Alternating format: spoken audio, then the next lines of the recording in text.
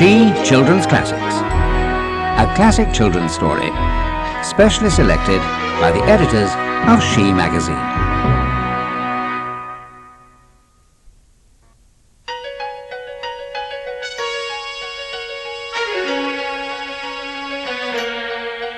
The Railway Children by E. Nesbit. They were not railway children to begin with. I don't suppose they'd ever thought about railways, except as a means of getting to the pantomime on Madame Tussauds. They were just ordinary suburban children, and we all lived in an ordinary red brick-fronted villa with coloured glass in the front door, a tiled passage that was called a hall, a bathroom with hot and cold water, electric bells, French windows, and every modern convenience, as the house agents say. There were 3 of them. Roberta was the eldest. Of course, mothers never have favourites, but if I'd had a favourite, it might have been Roberta. Next came Peter, who wished to be an engineer when he grew up, and the youngest was Phyllis, who meant extremely well.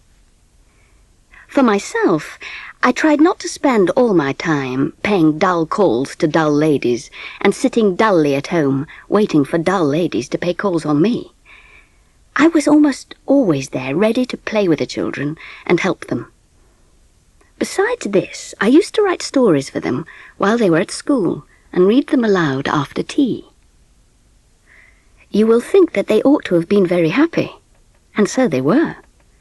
But they did not know how happy till the life in Edgecombe Villa was over, and they had to live a very different life indeed. The dreadful change came quite suddenly. It was a few days after Peter's birthday, his 10th.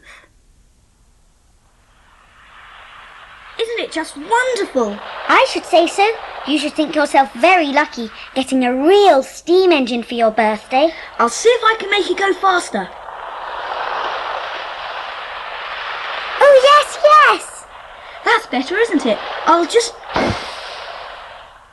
Oh, no! What's happened to it? It's blown up. It's ruined. Oh, Peter. What on earth was that bang? Peter's train. It's blown up. Are you all right? Yes, but this isn't. Look. Oh, don't worry. Father will fix it when he comes back. A bit of a mess, old son, isn't it? Is there no hope? Hope? Rather. Tons of it. But I'll need a bit more than that. A bit of brazing. A new valve, too. I'll give up a Saturday afternoon to it, and you shall all help me. Can girls help mend engines? Of course they can. Girls are just as clever as boys, and don't you forget it. How would you like to be an engine driver, Phil? My face would be always dirty then, wouldn't it? And I expect I would break something. I should just love it. Would you, Bobbie? What on earth? Begging your pardon, sir. 2 gentlemen at the door. They say it's very urgent, sir. You'd better go and see. Oh, very well. Show them into the library, Ruth. Get rid of them quickly, dear. It's nearly the children's bedtime. Who can that be, do you think? No idea. We'll find out soon enough, though I shouldn't wonder. Well, while we're waiting for Daddy to come back, shall I read you a new story I've just written? Oh, yes, please, Mummy. Some minutes later, the door opened, and Ruth came in again without knocking. She said I was wanted in the library and I'd best prepare myself for some bad news. I went at once. When I came back in, my face must have been as white as my lace collar. I told the children that the men did bring some very bad news, and that Father had been called away on business. I said that he would be away for some time. I told them that I was very worried about it, and I wanted them all to help me and not make things harder for me. Things were perfectly horrid for some weeks after that. I spent more and more of my time out of the house. Then I became ill, and Aunt Emma came to look after the children. Then, one morning, I was able to come down to breakfast, smile, and tell the children that everything was settled. We were going to leave Edgecombe Villa and go and live in the country. Such a dear little white house, I said. I know you'll love it. It's called the 3 Chimneys. A whirling week of packing followed. Not just packing clothes, like when you go to the seaside, but packing chairs and tables, crockery, blankets, candlesticks, bedspreads, saucepans, everything. And when it had all been packed up and taken away in a van by men in green baized aprons, the children and I went to the station.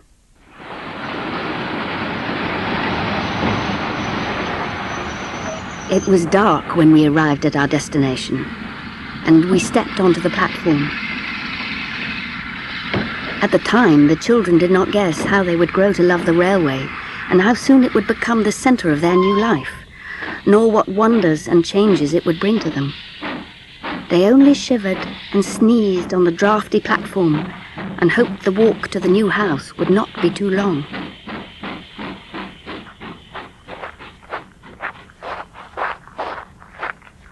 How much further? Not far. There, see? I can't see a thing. It's so dark. Here's the gate.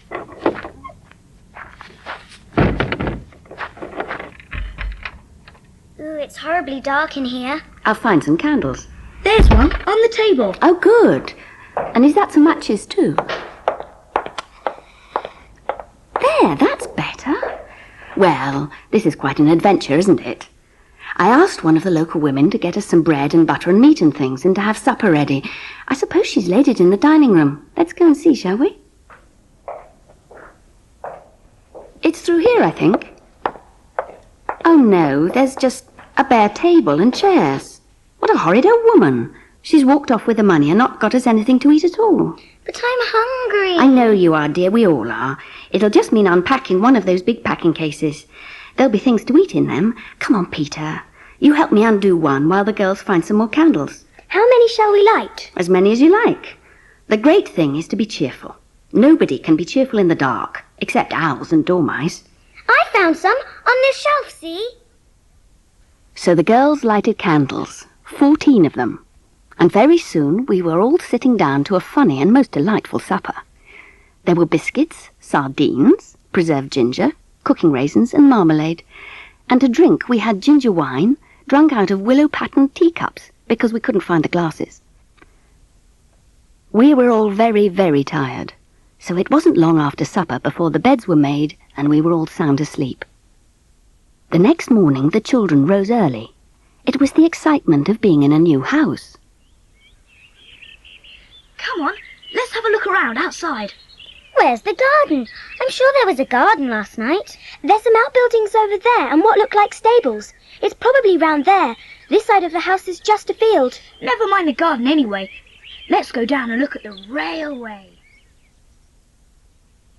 There are lots of hills, aren't there?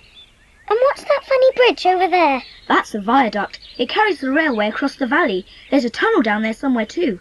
I remember coming through it on the train last night. Let's find that then. It's just over here. It must be. Here we are. Over here. Let's sit on this fence and watch, shall we? I can hear a train, I think. You're right. It's in the tunnel.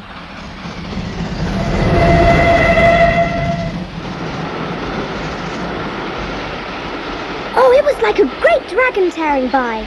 Did you feel it fan us with its hot wings? I suppose a dragon's lair might look very like that tunnel from outside. Whoa, I never thought we should ever get so near a train as this. Better than toy engines, isn't it? I don't know. It's different. It seems so odd to see all of a train. It's awfully tall, isn't it? We've always seen them cut in half by platforms. I wonder if that train was going to London. London is where Father is. After that, the children could not keep away from the railway. Straight down the hill in front of Three Chimneys, the daily passage of their 6 feet began to mark a path across the crisp, short turf. They began to know the hours when certain trains passed, and they gave names to them. The 9:15 up was called the Green Dragon. The 10:07 down was the Worm of Wantley. It was by the Green Dragon that the old gentleman travelled. He was a nice-looking old gentleman. He had white hair and wore rather odd-shaped collars and a huge top hat. But the first thing that they noticed was his hand. It If the green dragon were a really real dragon, we could stop it and take our love to Father. Dragons don't carry people's love. They do, if you tame them thoroughly first. I wonder why Father never writes to us. Mother says he's been too busy. I say, let's all wave to the green dragon as it goes by. If it is a magic dragon, it'll understand and take our love to Father. And if it isn't, 3 waves aren't much. We shall never miss them. All right. Here it comes now. Wave then! A wave!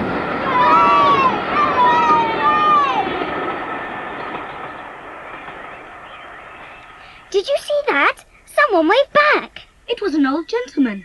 Perhaps he knows Father. Well, I shouldn't think so. He might. Well, you never know. I think we should wave to him every morning from now on, and perhaps he will meet Father in business one day and tell him how his 3 children waved their love to him. After this, it became the custom for waves to be exchanged between the children and the 9:15. Meanwhile, I was very busy with my writing. I used to send off a good many long blue envelopes with stories in them, and large envelopes of different sizes and colours would come to me, and I'd say, "Another story come home to roost, oh dear." But sometimes I would wave the envelope in the air and say, "Hooray! Here's a sensible editor. He's taken my story." Whenever an editor was sensible, there were buns for tea. One day, Peter was going down to the village to get buns to celebrate the sensibleness of the editor of the Children's Globe, when he met the station master. Good morning. And where are you off to in such a hurry? I'm going to buy buns for tea. We always have 3 pennyworth of buns for tea whenever Mother sells a story, or a poem, or anything. Oh, so your mother writes stories, does she? The beautifulest you've ever read. You ought to be very proud to have such a clever mother. Yes, but she used to play with us more before she had to be so clever. What do you mean? Well, if it wasn't for what she writes, we wouldn't have any money. Oh, I see. Well, I must be getting along. You give us a look in at the station whenever you feel so inclined. Thank you. Oh, thanks awfully. Perhaps we could come tomorrow. You do that. If I'm not around, just ask for Perks. He's the porter. Right, thank you. Hello. I say, are you Mr. Perks? That I am. Who you be wanting to know, huh? Oh, hello. You're them children from the 3 Chimneys, isn't that so? That's right. I'm Peter. And I'm Phyllis. And I'm Bobbie. How do you do, Mr. Perks? Oh, pleased to meet you, I'm sure. You like railways, then, do you? Oh, yes. Well, if there's anything you want to know, just you ask, see? There's something I'd like to know. Oh, far away. Well, in the carriages, there's a sort of chain, which I can't reach. What's that for? Oh, the one what says on it £5 fine for improper use, you mean, huh? Oh, well, if you was to improperly use that, the train would stop.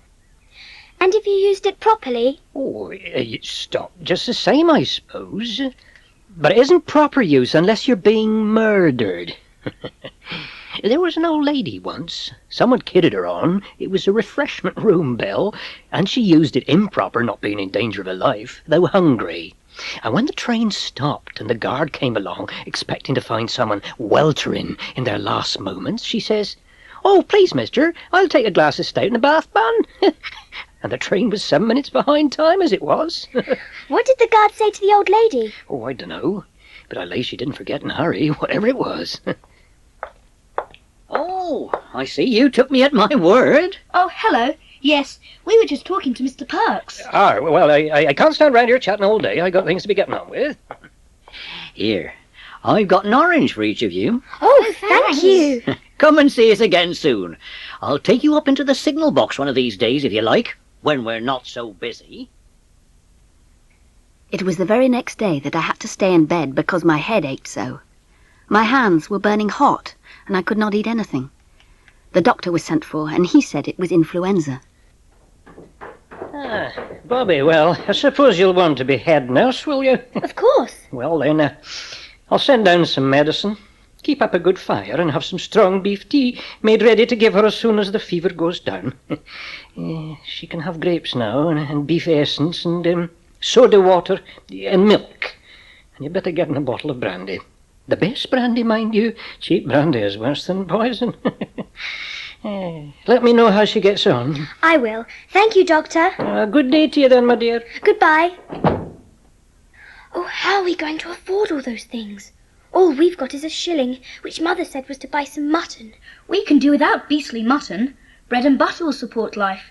People have lived on less on desert islands many a time.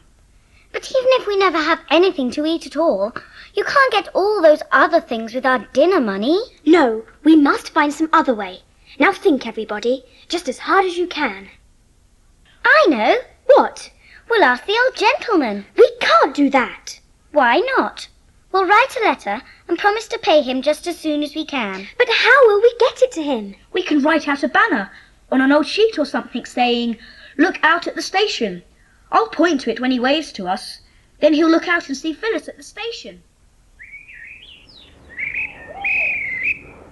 Hello, my dear. I saw your sign. Is anything wrong? Oh, I thought I'd missed you. My boot laces would keep coming down, and I fell over them twice. Here, take this.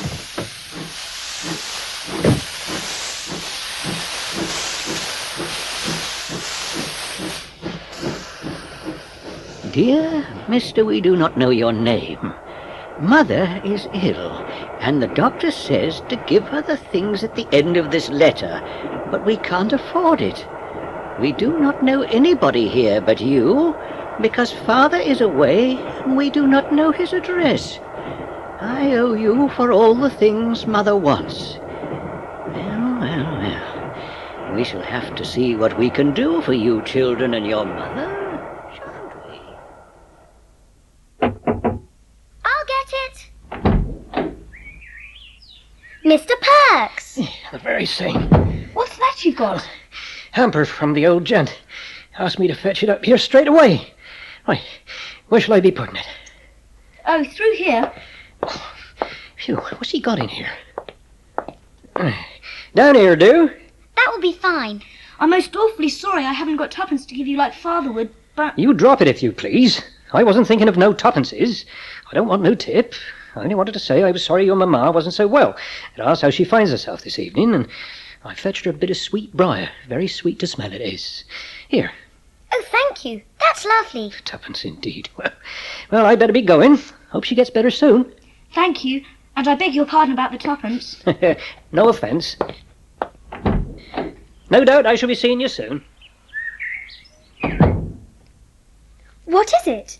Bobbie! Oh, look! Perks has just brought up this hamper. It's from the old gentleman. But we only wrote this morning. I know. Isn't it good? Let's see what's in it. Right.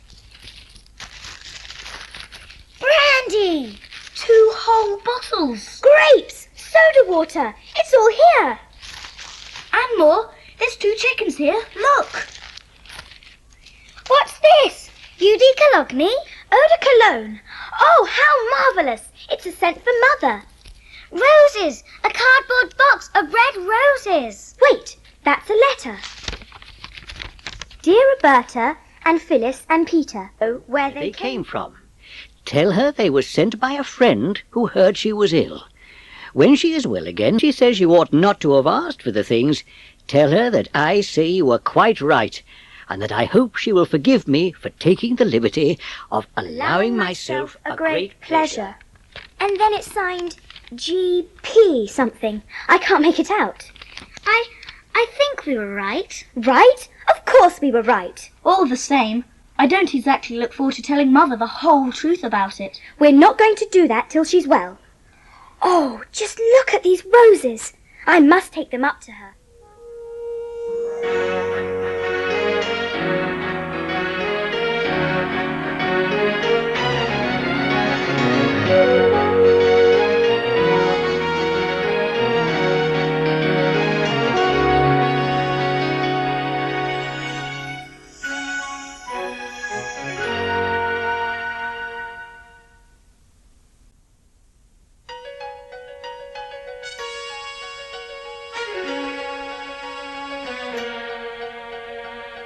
A banner bearing the legend, "She is nearly well, thank you," was displayed to the Green Dragon about a fortnight after the arrival of the wonderful hamper.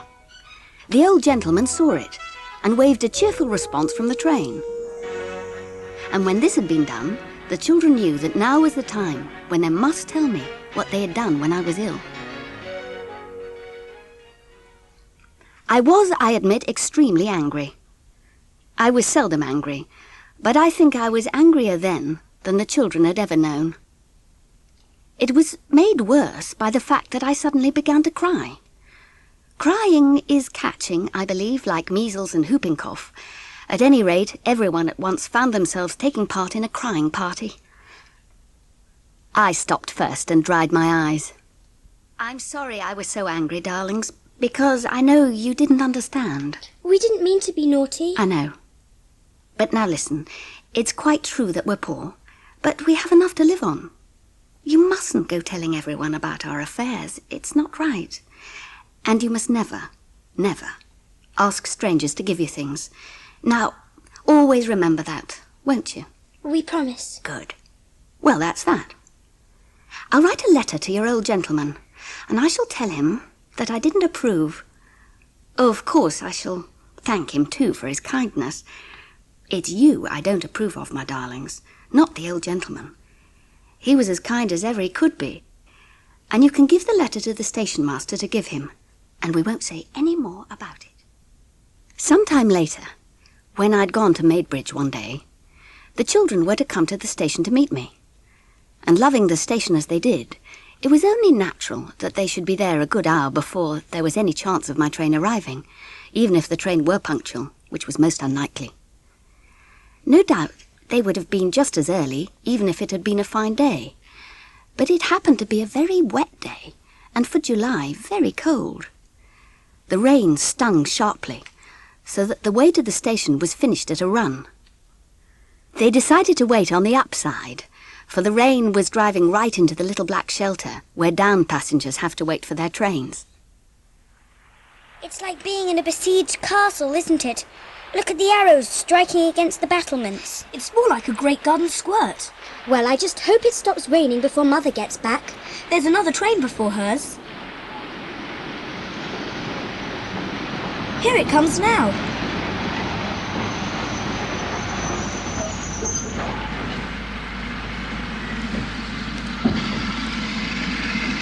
Sounds like quite a few people getting off. Let's see. Funny, they're standing around up there in the wet. Why are they doing that?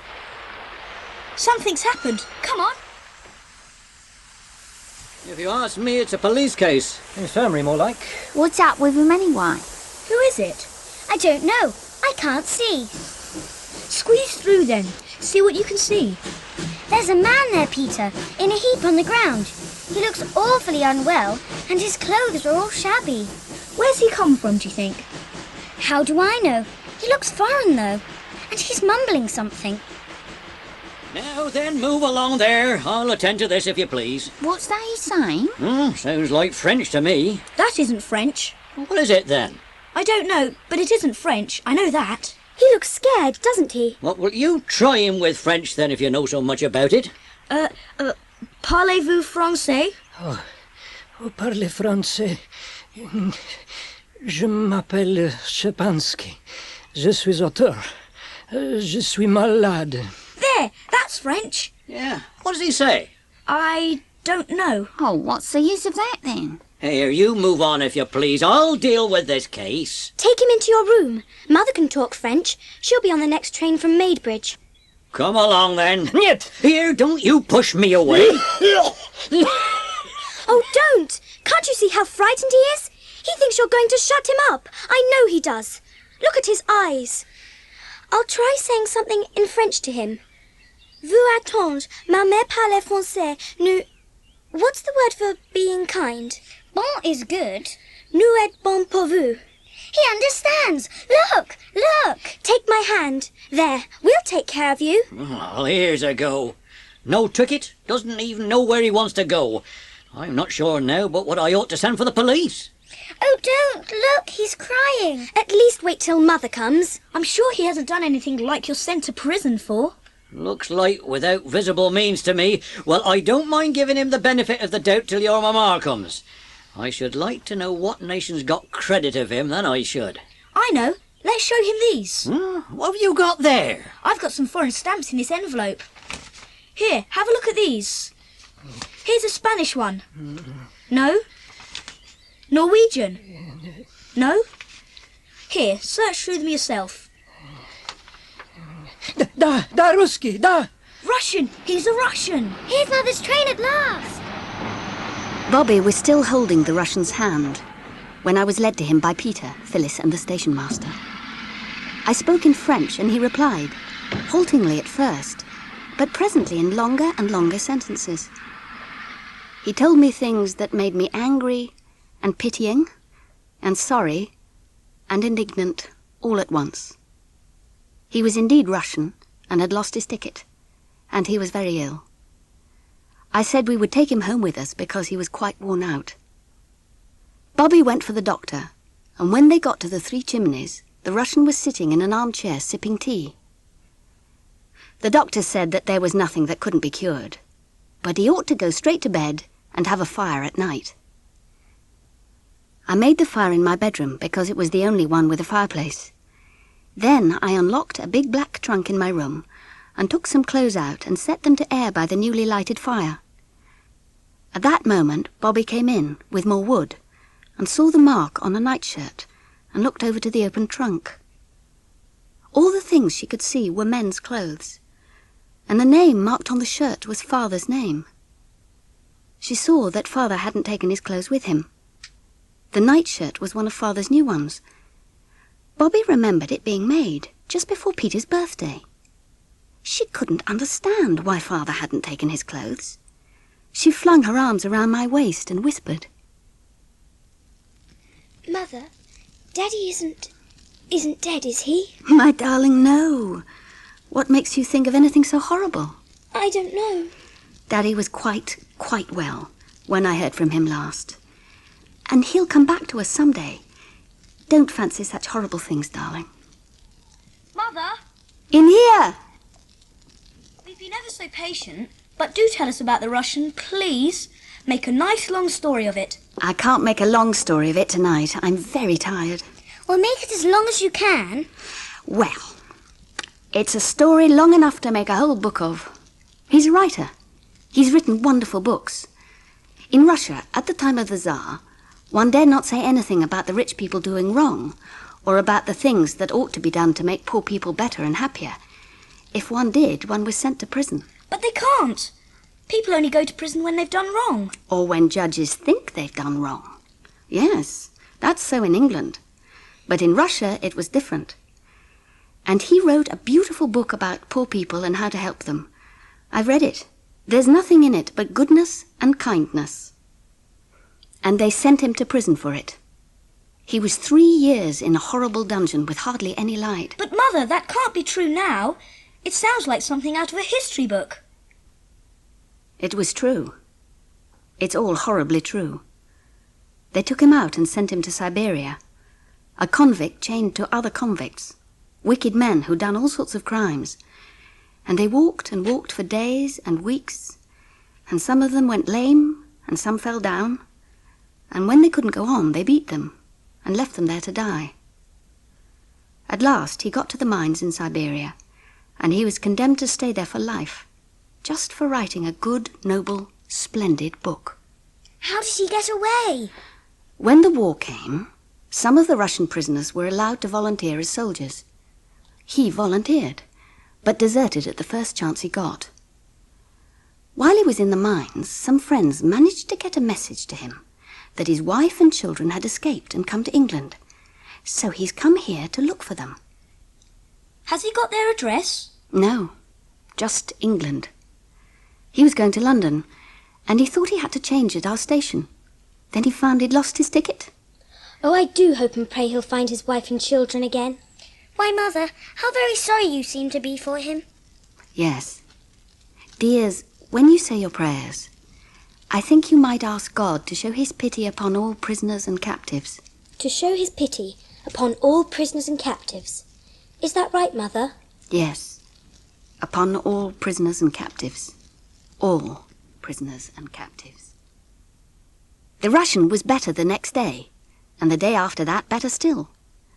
On the third day, he was well enough to come into the garden. A basket chair was put out for him, and he sat there. He had a kind face now that he was no longer tired and frightened, and he smiled at the children whenever he saw them. The children wanted very much to show how kindly they felt to this man, who had been sent to prison just for writing a book. So they brought him flowers, till the place where he sat was surrounded by little fading bunches of clover and roses and Canterbury bells. The Russian gentleman was so delighted that the three racked their brains for some other surprise for him. The idea occurred to them next morning. They'd seen the cherry blossom on the trees in the spring, and they knew where to look for wild cherries now that cherry time was here. The trees grew all up and along the rocky face of the cliff out of which the mouth of the tunnel opened. The mouth of the tunnel was some way from the three chimneys, so I let them take their lunch with them in a basket. If we go down those steps that lead down to the line, I'm sure the cherries would be quite easy to get at from there. How do we get to them? Through that gate there. Shh! Stop! What's that? What? Look! The tree over there. It's moving. Oh, look, so are the others, up the embankment. It's magic. I always knew the railway was enchanted. It looks like they're walking down the hillside. Oh, what is it? It's much too magic for me. I don't like it. Let's go home. It's all coming down. Oh! It's right across the railway line. That'll take some sweeping up. Yes. No!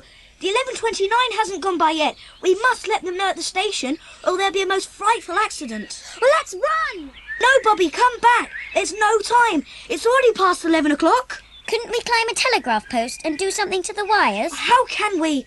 Oh, if only we had something red. We could go down on the line and wave it.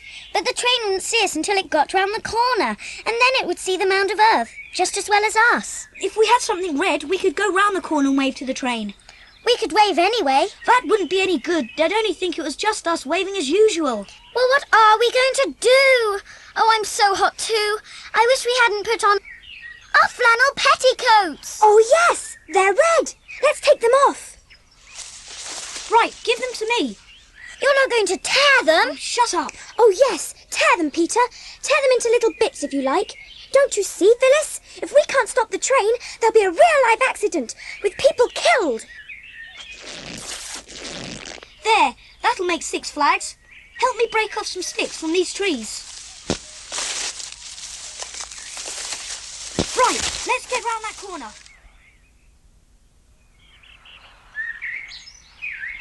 Here it comes now. Stand firm and wave like mad. Don't stand on the line, Bobbie. They don't see us. It's all no good. Get off the line, Bobbie. Not yet, not yet. Oh, stop. Oh, please, stop. Stop! Stop, please. Stop! Stop.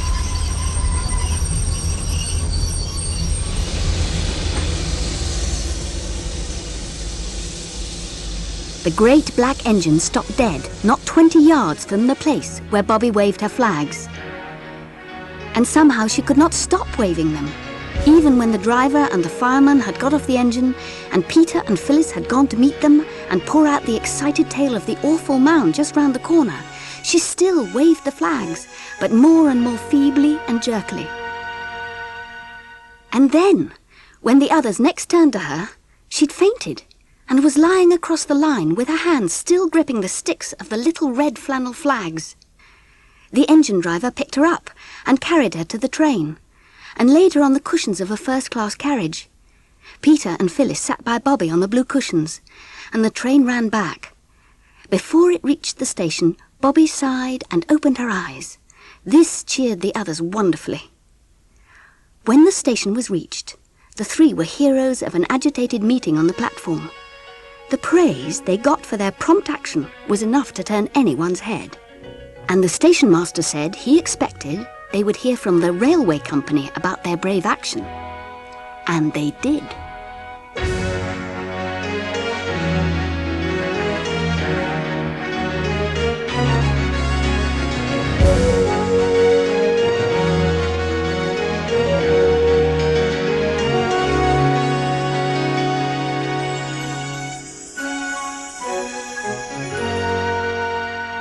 Dear Sir and Ladies, it is proposed to make a small presentation to you in commemoration of your prompt and courageous action in warning the train and thus averting a terrible accident. The presentation will take place at the station at 3 o'clock on the 30th inst, if this time and place is convenient to you. Yours faithfully, Jabez Inglewood, Secretary, Great Northern and Southern Railway Company. There had never been a prouder moment in their lives. They rushed to me with a letter, and I felt very proud too, and said so. And this made them happier than ever. When at last it was the day, the children went down to the station at the proper time. The station master came out to meet them, in his best clothes, and led them into the waiting room, which looked quite different now. A carpet had been put down, and there were pots of roses on the mantelpiece.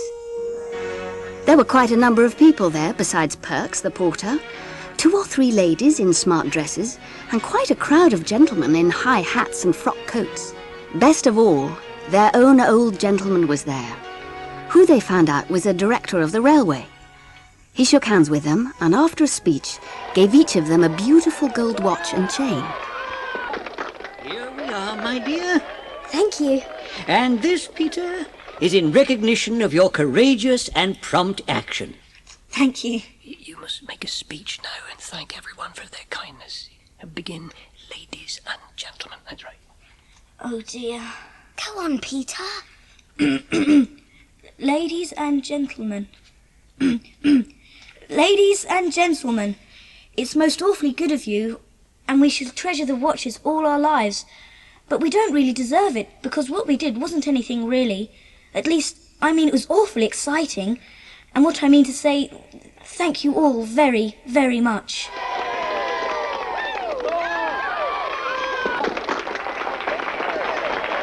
Oh, I do so want to talk to the old gentleman about something. Oh, go on then. I can't. It's so public. What do you want to say? I'll tell you when I've thought about it more. And when she'd thought a little more, she too wrote a letter. My dearest old gentleman, I want most awfully to ask you something. If you could get out of the train and go by the next, it would do. I do not want you to give me anything. Mother says we ought not to. And besides, we don't want anythings. Only to talk to you about a prisoner and captive. Your loving little friend, Bobbie. She got the station master to give the letter to the old gentleman. And next day, she asked Peter and Phyllis to come down to the station with her, at the time when the train that brought the old gentleman from town would be passing through.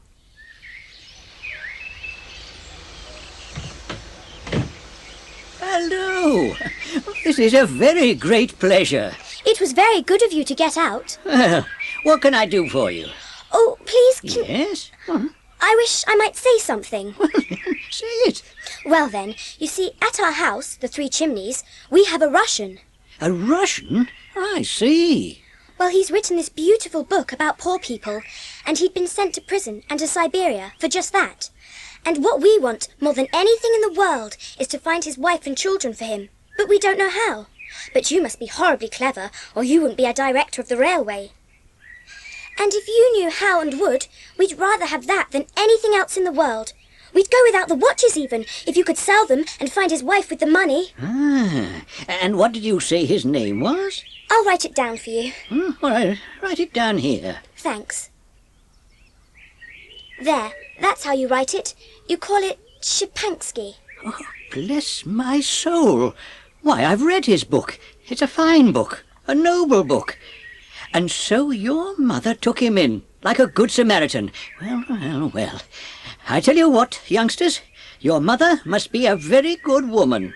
Of course she is. And you're a very good man. Oh, dear, you flatter me. And now I'm going to tell you what I think of you. Oh, please don't. Why? I don't exactly know. Only, if it's horrid, I don't want you to.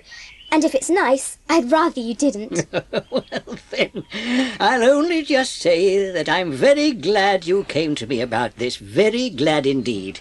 And I shouldn't be surprised if I found out something very soon. I know a great many Russians in London, and every Russian knows his name. Now, tell me about yourselves. You go first. Well, I'm Bobbie, but you know that already. My real name's Roberta, but everyone calls me Bobbie. And we live with our mother in the 3 chimneys. Out came their names and ages, their father's name and business, how long they'd lived at the 3 Chimneys, and a great deal more. And then it was time for the next train. And the old gentleman got into it with many goodbyes and kind last words.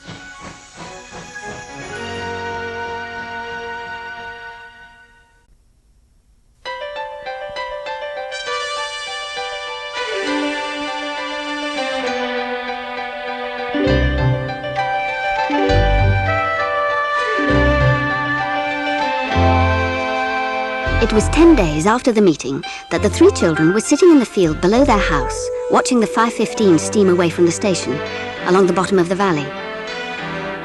They saw, too, the few people who'd got out at the station, struggling up the road towards the village, and they saw one person leave the road and open the gate that led across the fields, to the 3 Chimneys and nowhere else.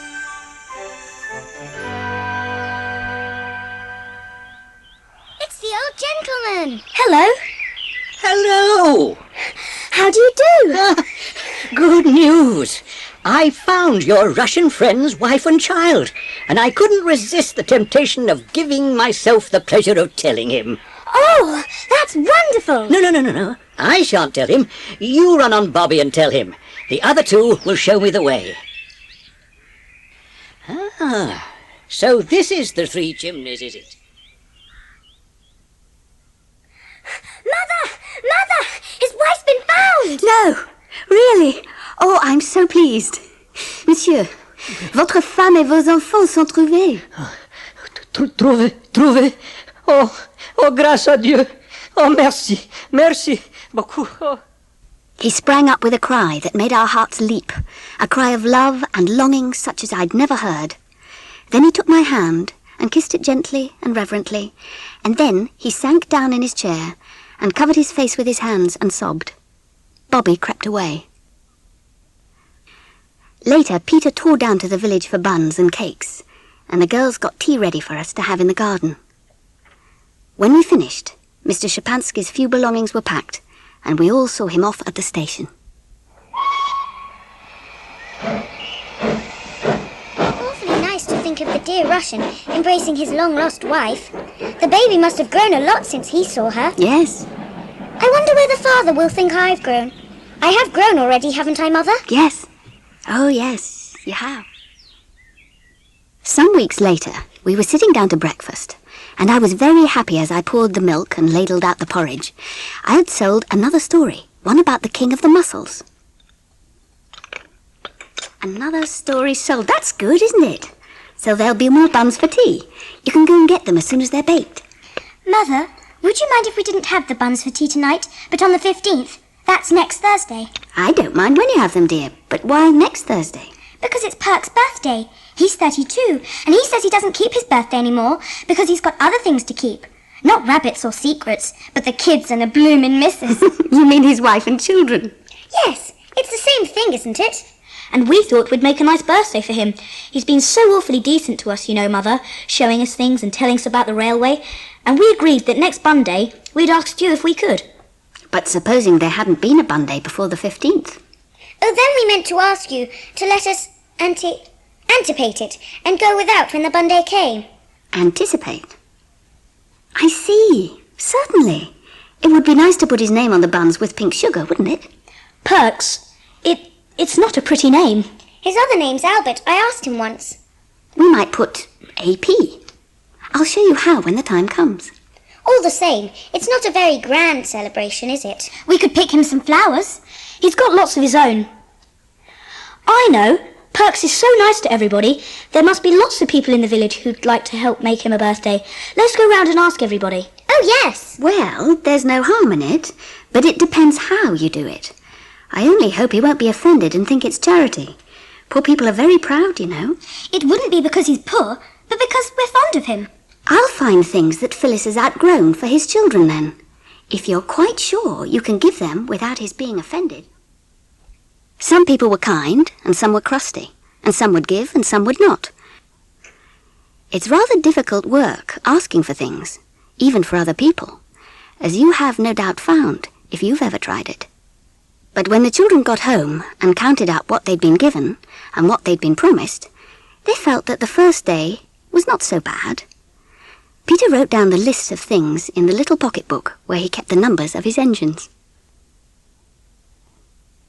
The morning of the 15th was spent very happily in getting the buns and writing AP on each one in pink sugar. Then they packed all the things they'd collected into the pram they got from the woman at the post office. And at 3:30, Peter and Bobbie and Phyllis wheeled it down to the little yellow house where the Perkses lived. Mrs. Perks gasped when she saw the presents that were being unpacked onto the table in the Perkses' small front room. Then, when they were all unpacked, she surprised and horrified the children by sitting down suddenly on a wooden chair and bursting into tears. Oh, you don't mean to say you don't like it? Like it? Why, bless you. Why, it's a birthday such as Perks never had, not even when he were a boy. Oh, never did I think there'd be anything more for him, except that ounce of his packed particular tobacco that I got on Saturday and been saving for him ever since. Oh, bless us, that's him now. He is early. We'll hide in the back kitchen, give him the tobacco first, and then we'll all come in and shout, "Many happy returns!" Here he comes now. Shh! Hello, old woman. Here's a pretty set out. It's your birthday, Bert. And here's an ounce of your extra particular. Oh, good old girl. What's that pram doing here? What's all these bundles? Where'd they come from? Oh no! I forgot to put the labels on. He won't know what's from who. He'll think it's all us, and we're trying to be grand or something. I don't care. I won't have it. And so I tell you straight. But it's them children you make such a fuss about, them from the Three Chimneys. I don't care. Not if it was an angel from heaven. We've got on all right all these years, no favours asked. I'm not going to begin these charity goings-on at my time of life. Oh, hush, Bert. Shut your silly tongue. The three of them's in the kitchen are listening to every word you speak. Then I'll give them something to listen to. Come out! Come out! And tell me what you mean by it. Have I ever complained to you of being short, eh? Oh, I thought you'd be pleased. We didn't mean any harm. It ain't what you means, so much as what you does. But they're not all from us. Only we forgot to put the labels on. They're from all sorts of people in the village. Who put 'em up to it, I'd like to know. We did. So, you've been round telling the neighbours we can't make both ends meet. Well, now, you've disgraced us as deep as you can. Just take the whole bag of tricks back. I don't doubt you meant kind, but I'd rather not be acquainted with you any longer if it's all the same to you. Look here, this is awful. We'll go if you like, and you needn't be friends. But before we go, do let us show you the labels we wrote to put on things. I don't want to see no labels except proper baggage labels in my own walk of life. Oh, do let Bobbie tell you about the labels. Well, go ahead. The first ones... Don't you upset yourself, Missy. I know you meant it kind, even if he doesn't. The first one's from Mother. She says, these are some of Phyllis's things she's grown out of. I'd like to do something for him because he's so kind to you. I can't do much because we're poor ourselves. Oh, well, that's all right. Your ma's a born lady. We'll keep the little frocks and whatnot now. Then there's the shovel. Mr. James made it for you himself. And he said... Where is it? Oh, yes, here. You tell Mr. Perks it's a pleasure to make a little trifle for a man as is so respected. Oh, James is a good enough chap. Then the honey from the butcher. He said he respected a man who paid his way, and everybody who gave anything said they liked you, and it was a very good idea of us, and nobody said anything about charity or anything like that. And I thought you'd love to know how fond people are of you, and I never was so unhappy in my life. Goodbye. I'll hope you'll forgive us someday. Stop! I take back every word I've said. Nell, set on the kettle. We'll take the things away if you're unhappy about them. I'm not unhappy. I don't know as if I was better pleased.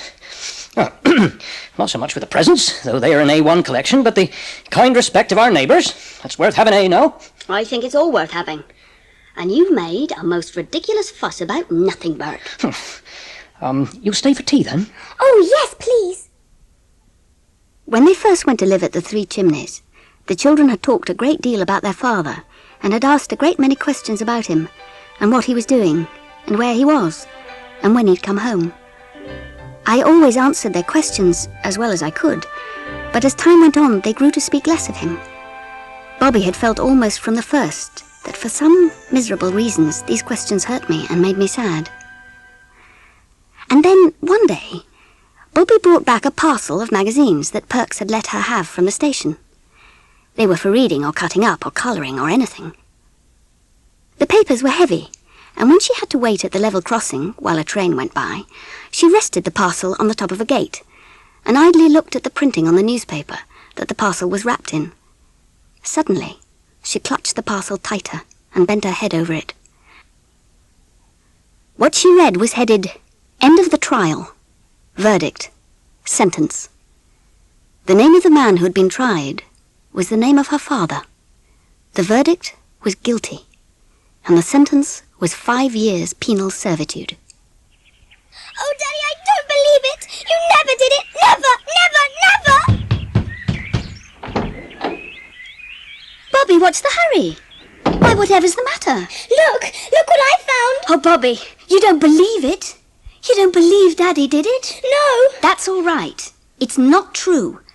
And they've shut him up in prison, but he's done nothing wrong. He's good and noble and honourable, and he belongs to us.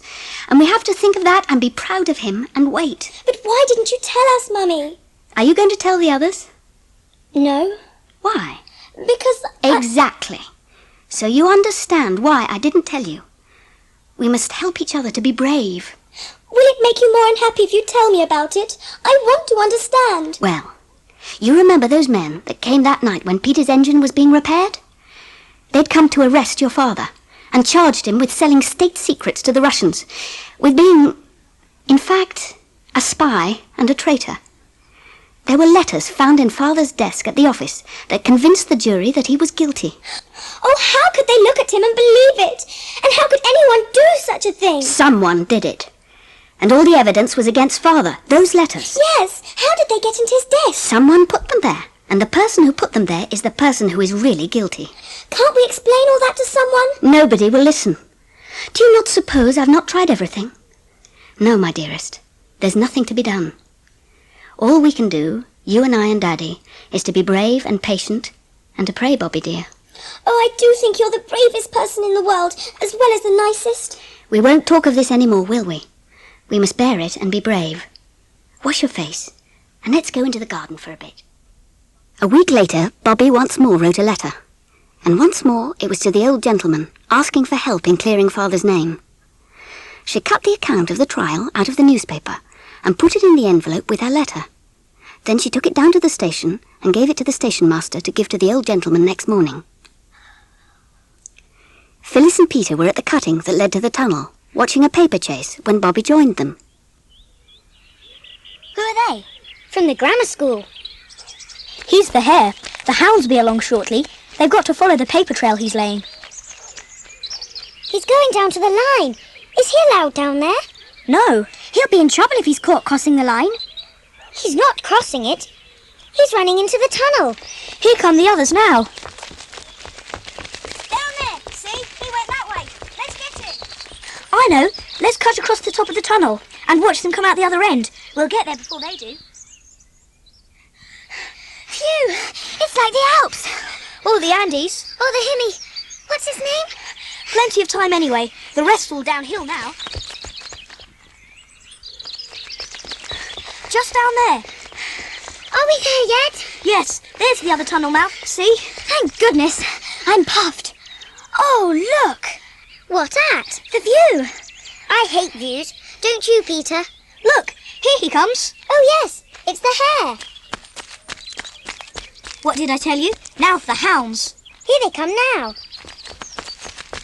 They're running a lot slower now, aren't they? I'm not surprised. There, that's all. Now what shall we do? Go along there into the wood and have our picnic. Not yet. That's not the last. There's the one in the red jersey to come out yet. You must have just missed him. Come on, let's have lunch. No, I didn't see him either. Let's go down to the tunnel mouth. Then perhaps we shall see him coming along from the inside. Oh, do I have to?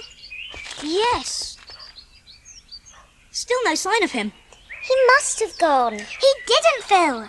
Oh, do let's have something to eat. I shall die if you don't, and then you'll be sorry.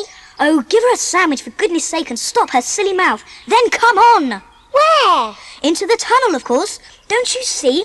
The boy with the red jersey has had an accident. That's what it is. Now come on. Give me another sandwich and I will. I'm going first. It was my idea. And if a train comes, stand flat against the tunnel wall. Of course you know what going into a tunnel is like when you're in a train. But everything is quite different when you walk into a tunnel on your own feet and tread on shifting, sliding stones and gravel on a path that curves downwards from the shining metals to the wall. Then you see slimy, oozy trickles of water running down the inside of the tunnel, and you notice that the bricks are not red or brown, as they are at the tunnel's mouth, but dull, sticky, sickly green. Your voice, when you speak, is quite changed from what it was out in the sunshine, and it is a long time before the tunnel is quite dark. It was not yet quite dark in the tunnel when Phyllis caught at Bobbie's skirt. I want to go back. I don't like it. It'll be pitch black in a minute. I won't go on in the dark. I don't care what you say. I won't. Don't be a silly cuckoo. I've got a candle end and matches and what's that? It's a train. Oh, let me go back. There's no time. It's quite safe. Stand back. Come on. It is a dragon. I always knew it was. It takes its own shape in here in the dark.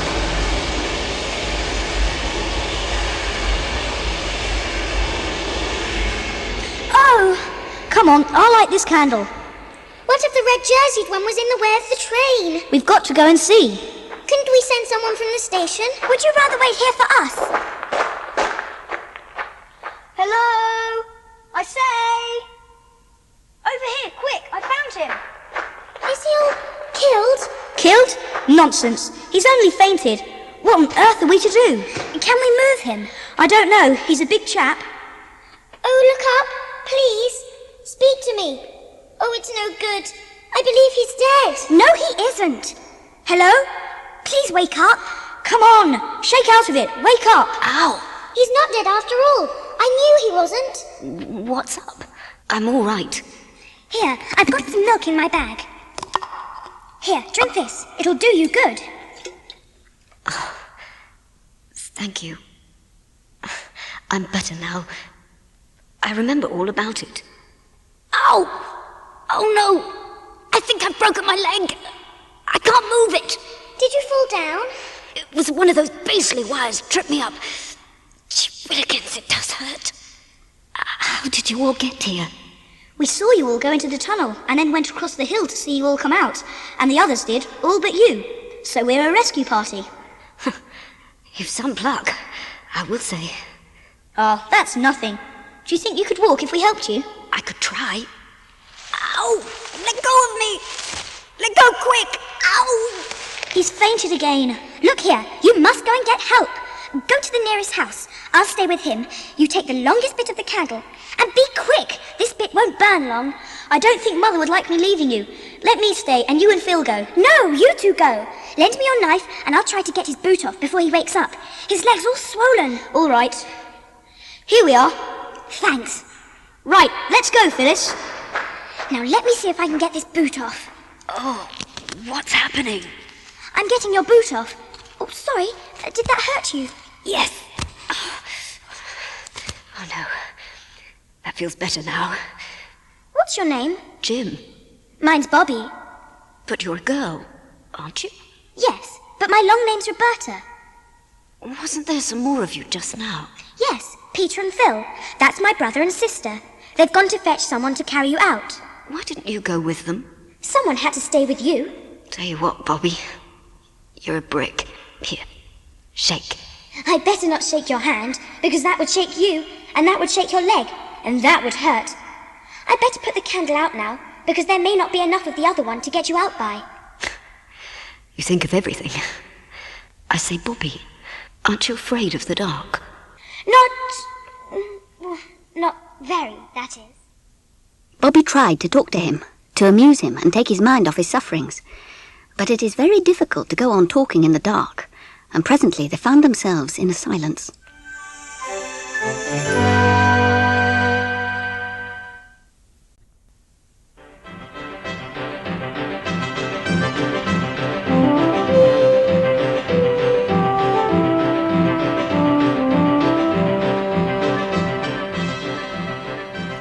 Peter and Phyllis, meanwhile, tramped down the long way of the tunnel towards daylight, the candle grease dripping over Peter's fingers. There were no accidents, unless you count Phyllis catching her frock on a wire and tearing a long, jagged slit in it, and tripping over her bootlace when it came undone, or going down on her hands and knees, all 4 of which were grazed. Eventually, they made it to Brigden's farm and raised help. Then they led the farm bailiff and some farm men back down the tunnel, carrying a hurdle covered with horsecloths to act as a stretcher. Jim was lifted onto the hurdle, and Bobbie suggested that they carry him to the 3 Chimneys, since it was only a little way up the road, while the farm bailiff's son was sent off to the doctor's on his bike. Thus it happened that I, writing away for dear life about a duchess, a villain, a secret passage, and a missing will, dropped my pen as my workroom door burst open and turned to see Bobbie hatless and red with running. Oh, Mother, do come down.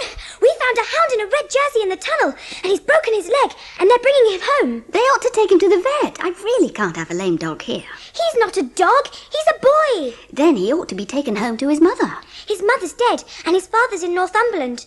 Oh, Mother, you will be nice to him. I told him I was sure you'd want us to bring him home. You always want to help everybody. Oh, well, we must make the best of it. Right, here we be. Sit him down by there.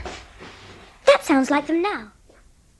I didn't get back to my writing all that day, for the red-jerseyed hound, whom the children had brought back to the 3 Chimneys, had to be put to bed.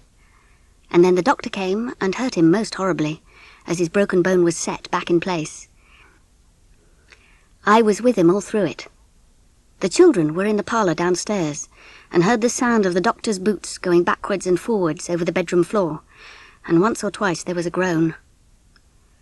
Later, after the doctor had gone, I was sitting at my table writing a letter to Jim's grandfather when Peter appeared at my door. May I come in, Mother? Yes, dear. Anything wrong? I was just writing to Jim's grandfather. He lives near here, you know. Yes, you said so at tea. That's what I wanted to say. Must you write to him, Mother? Couldn't we keep Jim and not say anything to his people till he's well? It would be such a surprise for them. Oh, yes, I think it would. You see, of course the girls are all right and all that. I'm not saying anything against them, but I should like it if I had another boy to talk to sometimes. Yes, I know it's dull for you, dear, but I can't help it. Next year, perhaps I can send you to school. You'd like that, wouldn't you? I do miss other boys rather, but if Jim could stay after his leg was well, we could have awful larks. I've no doubt about it. Well, perhaps he could. But you know, dear, we're not rich. I can't afford to get him everything he'll want, and he must have a nurse. Can't you nurse him, Mother? You do nurse people beautifully. That's a pretty compliment, Peter. But I can't do nursing and my writing as well. That's the worst of it.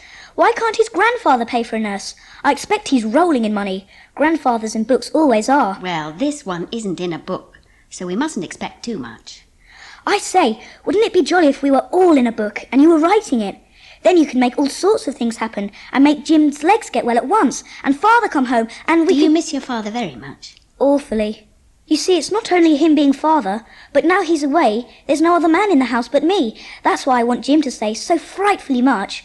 Wouldn't you like to be writing that book with us all in it, Mother, and make Daddy come home soon? Don't you think it's rather nice to think that we're in a book that God's writing?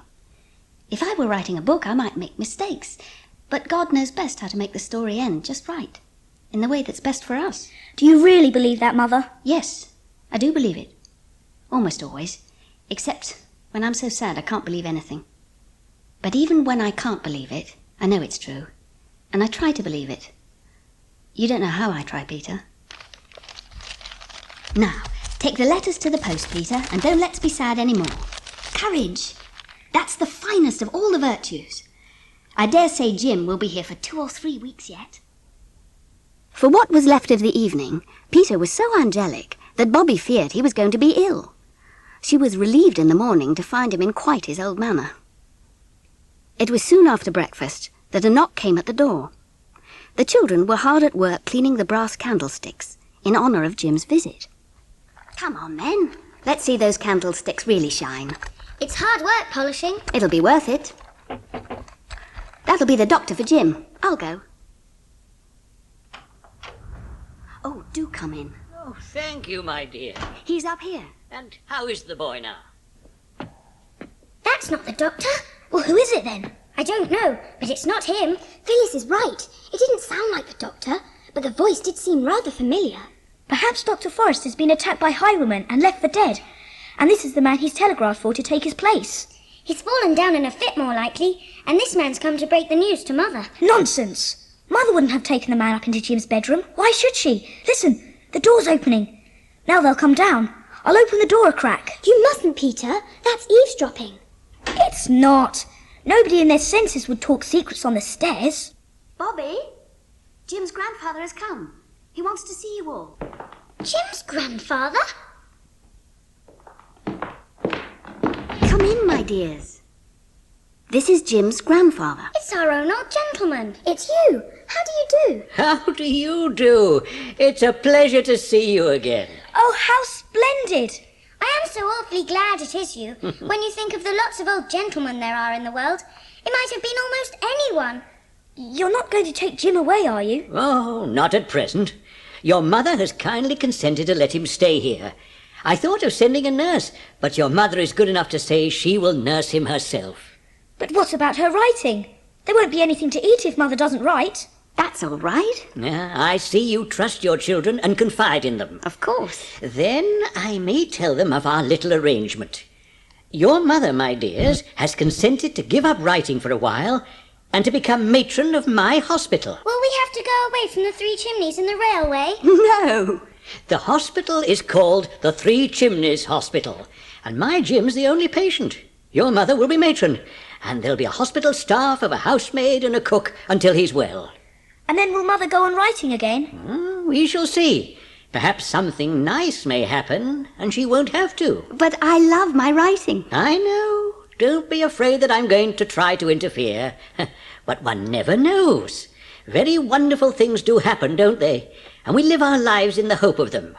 I may come again to see the boy? Surely. And I don't know how to thank you for making it possible for me to nurse him. I'm so glad that you're going to keep him, Mother. Take care of your mother, my dears. She's a woman in a million. Yes, isn't she? God bless her. Aye, and she shall be blessed. Oh, dear me, where's my hat? Will Bobbie come with me to the gate? Yes, of course. Right. Goodbye then, Peter. Goodbye, Phyllis. I'll see you again soon. And mind that grandson of mine behaves himself. I'm sure he will. I'll see you out. Goodbye then, my dear. And thank you again. No, thank you. You're a good child, Bobbie. I got your letter, but it wasn't needed. When I read about your father's case in the papers at the time, I had my doubts. And ever since I've known who you are, I've been trying to find out things. I haven't done very much yet, but I have hopes, my dear. I have hopes. Oh. Yes, I may say great hopes. But keep your secret a little longer. Wouldn't do to upset your mother with a false hope, would it? Oh, but it isn't false. I know you can do it. I knew you could when I wrote. It isn't a false hope, is it? No, I don't think it is, or I wouldn't have told you. And I think you deserve to be told that there is a hope. And you don't think that Father did it, do you? Oh, say you don't think he did. My dear, I'm perfectly certain he didn't. Life at the Three Chimneys was never quite the same again after the old gentleman came to see his grandson. The cook and the housemaid were very nice, and that meant that the children no longer got the tea and cleared it away, and washed up the tea things and dusted the rooms. Then, as Jim's leg got better, it was very pleasant to go up and sit with him and hear tales about his school life. Jim taught Peter to play chess too, and altogether it was a nice, quiet time. They seemed hardly to be railway children at all in those days. And as the days went on, each had an uneasy feeling about this, which Phyllis expressed one day. I wonder if the railway misses us. We never go to see it now. It seems ungrateful. We loved it so when we hadn't anyone to play with. Perks is always coming to ask after Jim. I didn't mean the people. I meant the dear railway itself. The thing I don't like is our having stopped waving to the 9:15 and sending our love to Father on it. Let's begin again, then. And they did. It was September now, and the turf on the slope of the railway was dry and crisp. Little long grass spikes stood up like bits of gold wire. Frail blue harebells trembled on their tough, slender stalks, and the golden stars of St. John's Wort shone at the edges of the pool that lay halfway to the railway.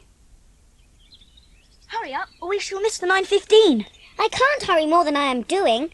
Oh, bother it. My bootlace has come undone again. When you're married, your bootlace will come undone going up the church aisle, and your man, that you're going to get married to, will tumble over and smash his nose. I shan't. Well, just hurry up, will you? Look, the signal's down. We must run.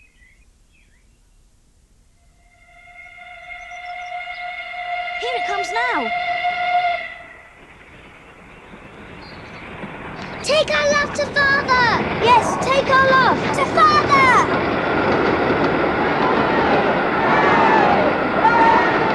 Well, what was that? Whatever on earth does that mean? Why were all those people waving and cheering like that? I don't know.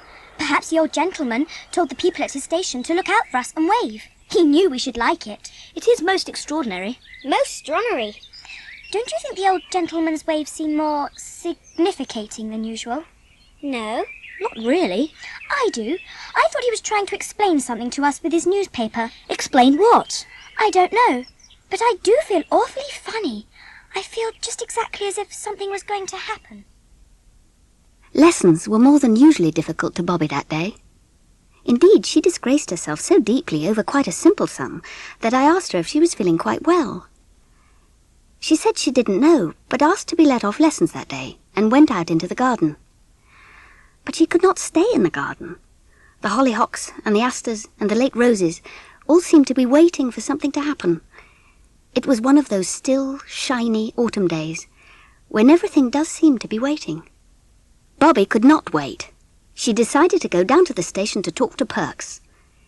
On the way, she met the old lady from the post office, who, to her surprise, gave her a kiss and a hug. Then the blacksmith coming along, with an open newspaper in his hand, was even more strange in his manner.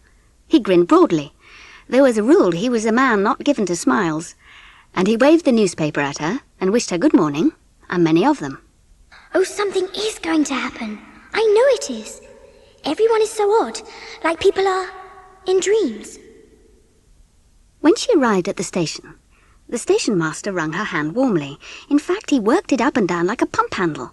But he gave her no reason for this unusually enthusiastic greeting. He only said that the 11:54 was a bit late, before disappearing into his office. Perks did not appear until the 11:54 was signalled, and then he, like everybody else that morning, had a newspaper in his hand. Hello, here you are. Well, if this is the train, it'll be smart work. God bless you, my dear. I see it in the paper, and I don't think I was ever so glad of anything in all my born days. Oh, one I must have, miss, and no offence, I know, on a day like this here. You ain't offended, are you? I ain't too great a liberty. On a day like this, you know. No, of course. It's not a liberty, dear Mr. Perks. We love you quite as much as if you were an uncle of ours. But on a day like what? Oh, like this here. Don't I tell you I see it in the paper? Saw what in the paper?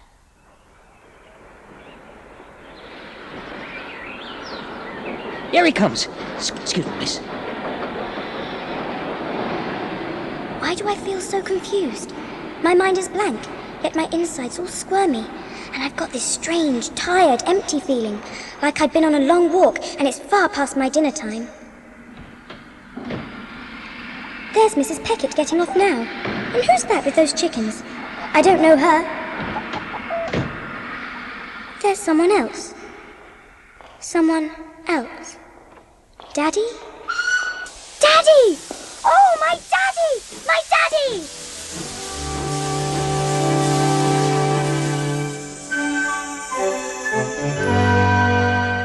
I knew something wonderful was going to happen, but I didn't think it was going to be this.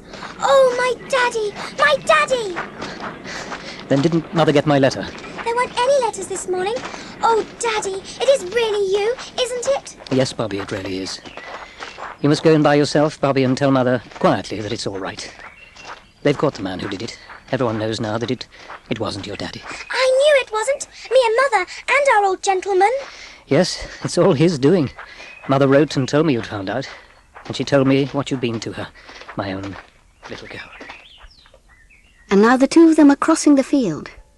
Bobbie comes into the house, trying to keep her eyes from speaking before her lips have found the right words to tell me that the sorrow and the struggle and the parting are over and done, and that Father has come home. Father is walking in the garden, waiting. He is looking at the flowers, and each flower is a miracle to eyes that all these months of spring and summer have seen only flagstones and gravel and a little grudging grass. But his eyes keep turning towards the house, and presently he leaves the garden and goes to stand outside the back door. And across the yard, the swallows are circling. They are getting ready to fly away from cold winds and keen frost to a land where it is always summer. Now the door opens. Bobbie's voice calls. Come in, Daddy! Come in!